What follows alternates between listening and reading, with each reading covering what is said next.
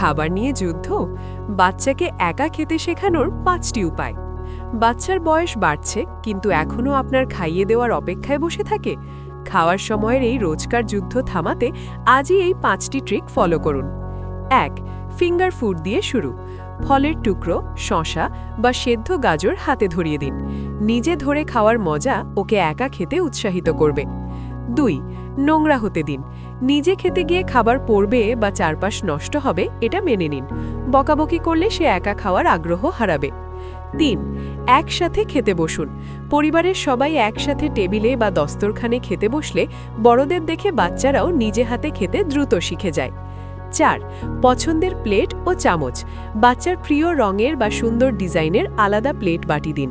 নিজের স্পেশাল প্লেটে খাওয়ার প্রতি তার আকর্ষণ বাড়বে। 5. ছোট চেষ্টায় প্রশংসা। এক লোকমা নিজে মুখে দিলেই প্রশংসা করুন। বাহ, তুমি তো নিজে খেতে পারো। এই উৎসাহ ওকে পুরো খাবার একা শেষ করতে সাহায্য করবে।